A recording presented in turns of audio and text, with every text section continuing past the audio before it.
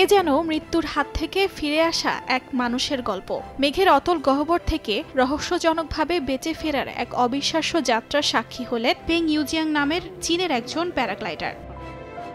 চীনের গানসু প্রদেশে প্রশিক্ষণ কেন্দ্রের ৩,০০০ মিটার উচ্চতায় প্যারাগ্লাইডিং হার্নেস পরীক্ষা করছিলেন পেং। আচমকা প্রবল বাতাসে ভেসে উঠে যান অনেক উপরে। নামতে চাইলেও নিয়ন্ত্রণ রাখতে পারেননি। এক পর্যায়ে ক্লাউড সাক নামের ঊর্ধ্বমুখী বায়ু প্রবাহ তাকে নিয়ে যায় প্রায় ২৭,৮০০ ফুট উপরে।